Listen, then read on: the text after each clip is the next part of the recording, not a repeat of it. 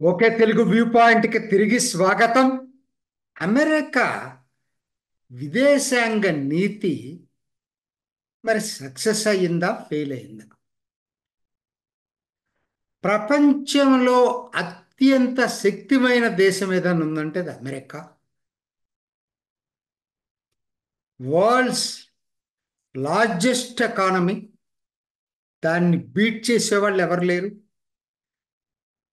అలానే per capital income కూడా అదే స్థాయిలో ఉంది. అట్లానే మోస్ట్ పవర్ఫుల్ మిలిటరీ కంట్రీ. ఎందుకంటే ప్రపంచంలో అంతకన్నా శక్తివంతమైన మిలిటరీ ఇంకోటి లేదు. ఇప్పట్లో దాన్ని బీట్ చేసేవాళ్ళు కూడా లేరు.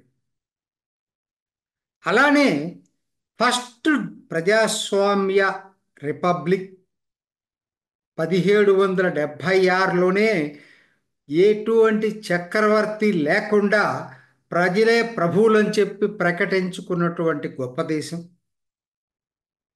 ఫ్రెంచ్ కన్నా ముందు అది ఫ్రెంచ్ భావజాలం ఉంది, కానీ ఫ్రెంచ్ కన్నా ముందు అమెరికానే ప్రజాస్వామ్య దేశం మొట్టమొదటిది. అట్లానే మోస్ట్ ట్రాన్స్పరెంట్ సొసైటీ. దాంట్లో కూడా నిజంగా ఎవరు దానికి సరితూగరు. ఎందుకంటే ఏ చర్య అయినా సరే మీకు ప్రజలకు తెలిసే పద్ధతిలోనే ఉంటుంది. అక్కడ సీక్రెట్స్ చాలా కష్టం. ఏదో మిలిటరీ సీక్రెట్స్ తప్పితే మిగతాయన్నీ ఇవన్నీ నిజాలేనండి. ఇవన్నీ నిజాలే. కథ ఇంకో నిజం కూడా ఉందనేది మర్చిపోవద్దు. ఆ నిజమే most failed country in foreign policy. Most failed country. ఎందుకు ఆ మాట అంటున్నానంటే, నేను మోస్ట్ ఫెయిల్డ్ కంట్రీ అని చెప్పి ఇక్కడ మీకు అన్ని దేశాలు దీంట్లో చూసుకున్నప్పుడు ఎక్కడ దాని విదేశాంగ నీతి ఇంత శక్తివంతమైన పవర్ఫుల్ కంట్రీ అయితే దాని విదేశాంగ నీతి ఎట్లా ఉండాలండి? అన్ని దేశాలు దానికి జేజేలు కొట్టాలి.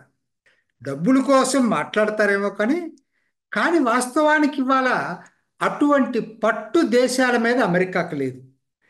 కొన్ని చెప్తానండి, వాళ్ళ విదేశాంగ నీతి మొత్తం చాలా ఉన్నాయి, కానీ మనకి గుర్తుండే మీ అందరికీ తెలిసినవి కొన్ని మీ ముందుకు మళ్ళీ ఇంకొకసారి తీసుకొస్తా. కొరియన్ వార్, 50లో జరిగిన కొరియన్ వార్, ఐసెన్హోవర్ టైంలో.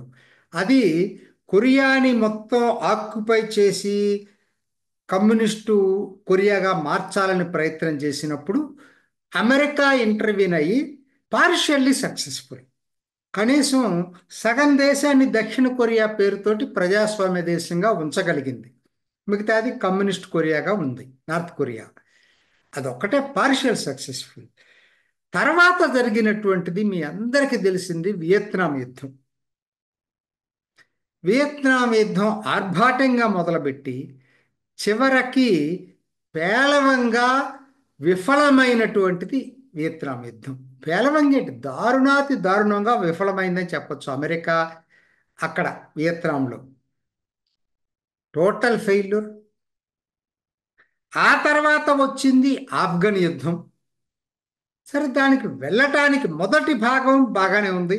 మొదటి భాగం ఏంటంటే వాళ్ళు అమెరికా మీద దాడి చేశారు కాబట్టి 9/11 ఆల్ ఖైదా. అందుకని వీళ్ళు ప్రతిగా ఆఫ్ఘన్లోకి వచ్చి ఆల్ ఖైదా మీద ప్రతీకారంగా యుద్ధానికి వచ్చారు. ఆల్ ఖైదాను మట్టుబట్టారు. మొదట్లో కాకపోయినా తర్వాత ఒసామా బిన్ లాడెన్ కూడా చంపటం కూడా జరిగింది.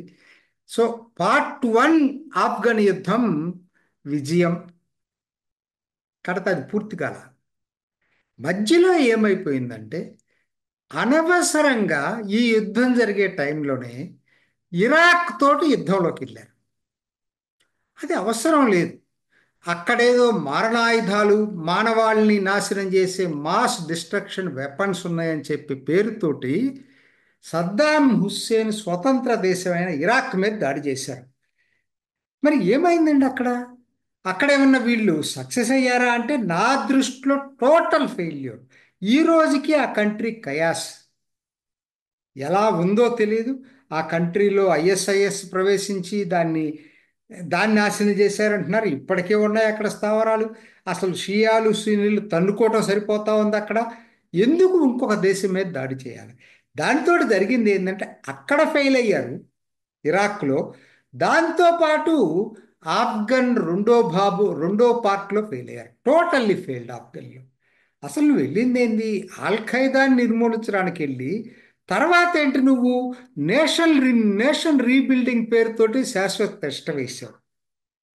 అదేమన్నా సక్సెస్ అయ్యావా? మధ్యలో నువ్వు ఇరాక్ వైపు డైవర్ట్ కాకపోతే సక్సెస్ ఉండేవాడివేమో తెలియదు మరి.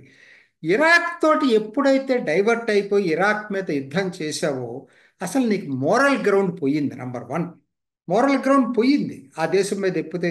ఎందుకంటే మీకు ఒకసారి చరిత్రలో చూసుకుంటే అతి తక్కువ అండి. అమెరికా వెళ్ళి ఇతర దేశాలని ఆక్యుపై చేసిన సంఘటనలు తక్కువ. ఆక్యుపై చేసిందంతా కూడా యూరోపియన్ కలోనియల్ కంట్రీస్. అది ఇంగ్లాండ్ కావచ్చు, ఫ్రెంచ్ కావచ్చు, పోర్చుగీస్ కావచ్చు, స్పెయిన్ కావచ్చు, డచ్ కావచ్చు, జర్మన్ కావచ్చు, ఈ ఇటలీ కావచ్చు. ఇవి చేసినవి తప్పితే అమెరికా చేసిన సంఘటనలు బహు తక్కువ. ఇలా చేసిన సంఘటనలు. సో అటువంటిది వచ్చినటువంటి ఇరాక్ మీద నువ్వు చేసింది డైరెక్ట్ ఆఫ్ఘనిస్తాన్కి ఒక కారణం ఉంది, ఇరాక్ మీద కారణం లేదు. సో అది ఆఫ్ఘనిస్తాన్లో ఏమైపోయింది? ఒక్కసారిగా ఆ మారినటువంటి పరిస్థితుల్లో ఆఫ్ఘనిస్తాన్లో మీ మీద నమ్మకం పోయింది. సరే మీరు అదేనా నేషనల్ రీబిల్డింగ్ చేయలేక తిరిగి వెనక్కి రావాల్సిన పరిస్థితి వస్తే అది ఒక పద్ధతి ప్రకారం చేయకుండా ఒక్కసారిగా అక్కడి నుంచి విరమించుకోవటం వల్ల ప్రపంచానికి పెద్ద ముప్పు తెచ్చిపెట్టారు. మీకున్నటువంటి అత్యాధునిక ఆయుధాలన్నీ కూడా ఇవాళ ఆఫ్ఘన్ల చేతిలో ఉన్నాయి, తాలిబాన్ల చేతిలో ఉన్నాయి. ఆఫ్ఘన్ల చేతిలో కాదు, తాలిబాన్ల చేతిలో ఉన్నాయి. మరి అది టోటల్ ఫెయిల్యూర్. ఏం చెప్పాలంటే అసలు అమెరికా విదేశాంగ నీతి ఎక్కడుందండి? పాకిస్తాన్ని పెంచి పోషించింది. భారత్ పాకిస్తాన్ విడగొట్టడంలో బ్రిటిష్ పాత్ర ఉంది, అమెరికా పాత్ర లేదు అప్పటికి మాత్రం. ఆ ఏ మాటకు ఆ మాట చెప్పాలి. కానీ మెల్లిమెల్లిగా బ్రిటన్ వీక్ అయిపోయింది కాబట్టి అమెరికా పాకిస్తాన్కి రక్షణగా నిలబడి భారత్కు వ్యతిరేకంగా ఎన్నో దశాబ్దాలు ఉంది. చివరికి నేను ఇప్పుడు భారత్ గురించి మాట్లాడట్లేదు, పాకిస్తాన్ అమెరికా కింద ఉందా ఇవాళ? చివరికి ఆ పాకిస్తాన్ ఇవాళ చైనా కాలనీగా మారింది, అమెరికా కాలనీగా మారలా. ఇంత వాళ్ళు పెంచి పోషించి రక్షణ అదేది సైనిక కూటముల్లో అట్టిపెట్టుకొని డబ్బులు ధారపోసి పాకిస్తాన్కి చివరికి అది చైనా తొత్తుగా మారింది. అమెరికాకి ఒక విధంగా చాలా కంటగింపుగా కూడా మారింది. ఎక్కడ సక్సెస్ అయ్యారండి? లాటిన్ అమెరికా, మీ పక్కన కింద ఉన్నటువంటి లాటిన్ అమెరికా చూసుకునేటట్టయితే అసలు టోటల్ ఫెయిల్యూర్. ఎక్కువ దేశాలు మీకు వ్యతిరేకంగా ఉన్నాయి. ఆఫ్రికా, ఇన్ని దేశాలు ఉన్న ఆఫ్రికా ఖండంలో ఇవాళ చైనాకున్న ఇన్ఫ్లుయెన్స్ అమెరికాకు లేదు. ఇవన్నీ నిజాలు, కఠోర నిజాలు.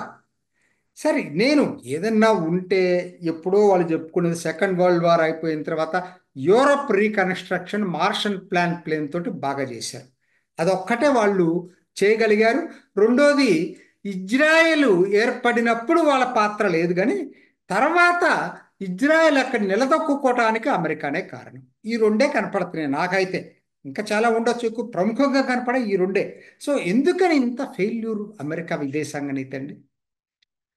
అది ఒక పెద్ద చాప్టర్. నేను ఇప్పుడు ఎందుకు ఫెయిల్ అయిందని చెప్పాల్సి వస్తే ఒక ఎపిసోడ్ కాదు, చాలా అవుతాయి. కాకపోతే ఇప్పుడు నా టాపిక్ అది కాదు. మీరు ఇంత ఫెయిల్ అయినటువంటి వాళ్ళు ఇప్పుడు మళ్ళీ బంగ్లాదేశ్లో ఏలు పెట్టారు.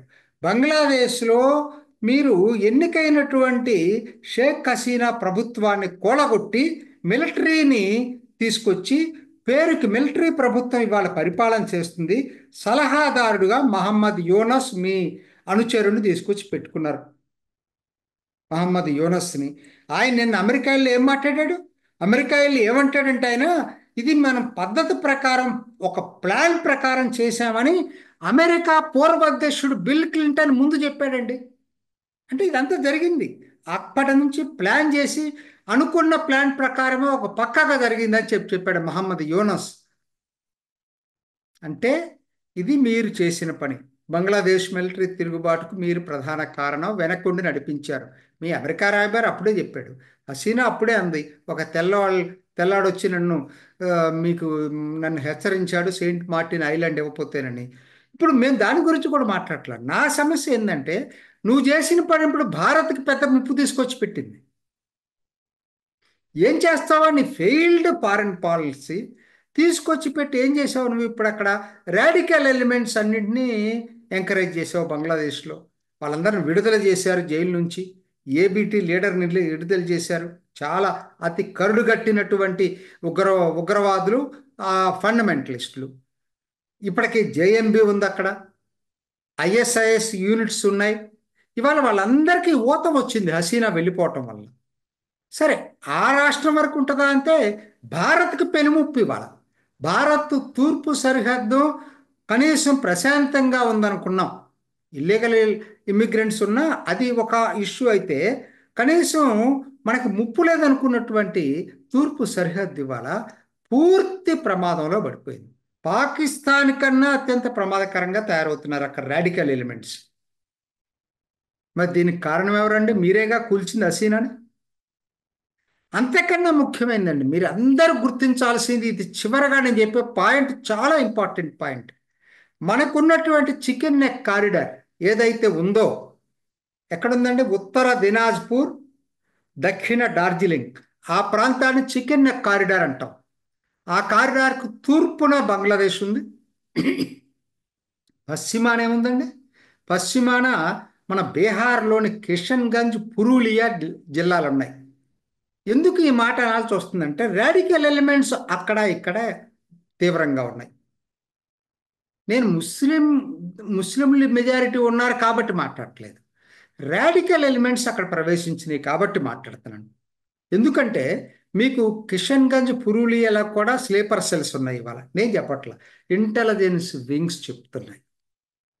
బంగ్లాదేశ్లో నేను చెప్పాను కదా, ఏబిటి, జేఎంబి, అట్లానే ఐఎస్ఐఎస్ యూనిట్స్ అక్కడున్నా పర్వాలేదండి. మెల్లిమెల్లిగా వాళ్ళందరూ కూడా ఈ చికెన్ నెక్ కారిడార్లో చేరుతున్నారు. మీకు ఆశ్చర్యం, 3 దశాబ్దాల క్రితం చికెన్ నెక్ కారిడార్ అంతా హిందూ మెజారిటీ ప్రాంతాలు. ఇవాళది ఈ రాడికల్ ఎలిమెంట్స్ బంగ్లాదేశ్కు సంబంధించిన నేను చెప్పిన తీవ్రవాద సంస్థల వాళ్ళు స్లీపర్ సెల్స్ ఇప్పుడు చికెన్ నెక్ కారిడార్లో పనిచేస్తున్నాయని మనం చెప్పట్లా, ఇండియన్ ఇంటెలిజెన్స్ వర్గాలు ఉటంకిస్తున్నాయి. ఒకనాడు మోడీ చెప్పాడు విభజించే కుట్ర జరుగుతుందని చెప్పి. ఆయన దగ్గర ఊరికినే చెప్పాల, ఆయన దగ్గర ఇటువంటి రిపోర్ట్స్ చాలా, ఇంకా మనకు తెలియని చాలా, బయటకు రాని చాలా ఉంటాయి మోడీ దగ్గర, ప్రధానమంత్రి కాబట్టి. ఆయనకు ఆ ఇన్ఫర్మేషన్ ఉంది కాబట్టే ఇవాళ ఆ మాట మాట్లాడాల్సి వస్తుంది బంగ్లాదేశ్లో జరిగిన పరిణామాల వలన. దీనికి అందరి కారణం ఏంటండి? ఆ బంగ్లాదేశ్ షేక్ వాళ్ళలో ఇంటర్నల్ మ్యాటర్స్ ఎన్నైనా ఉండొచ్చండి. నువ్వెవరో వెళ్ళి అక్కడ జోక్యం చేసుకోవటానికి? మనకి నిజంగా చెప్పాలంటే బంగ్లాదేశ్తో అనుబంధం ఉంది భారత్కి, అయినా మనం జోక్యం చేసుకోలేదే. ఒక ప్రధానమంత్రిగా సహాయం అడిగితే ఇచ్చాను తప్పితే మనం జోక్యం చేసుకోలేదు. అమెరికా నీకు నీ ద్వీప్ ఇవ్వలేదని చెప్పి హసీనాని కూలదోసేసి, అప్పుడు అమెరికా రాయబారి ఎన్నో ప్రకటనలు ఇచ్చాడు కదా, హసీనాని కూలదోసేసి మిలిటరీని తీసుకొస్తావా? రాడికల్ ఎలిమెంట్స్ జైల్లో నుంచి విడుదల కావటానికి పరోక్షంగా నీ చర్య కారణమైంది. ఇవాళ ప్రపంచంలో ఎంత శక్తివంత దేశం అమెరికా, అంత వరస్ట్ ఫారిన్ పాలసీ ఏదైనా ఉందంట, అది అటువంటి కంట్రీ ఏదైనా ఉందంటే టోటల్లీ ఫెయిల్యూర్ ఫారిన్ పాలసీ ఉన్న కంట్రీ, ఏకైక కంట్రీ చెప్పాల్సి వస్తే అమెరికా అని చెప్పాల్సి వస్తుంది. ఇది ఇవాళ భారత్కు కీడు తెచ్చిపెట్టింది. చూద్దాం ఎలా జరుగుతుందో. I think we can tackle this thing. ఇది ఈనాటి ఓకే తెలుగు వ్యూ పాయింట్. మరొక ఎపిసోడ్లో మళ్ళీ కలుసుకుందాం. నమస్తే. మీ అభిప్రాయాన్ని కూడా కామెంట్ బాక్స్లో తెలియజేస్తూ ఇలాంటి ఇంట్రెస్టింగ్ అప్డేట్స్ కోసం మా ఛానల్ని సబ్స్క్రైబ్ చేసుకోండి.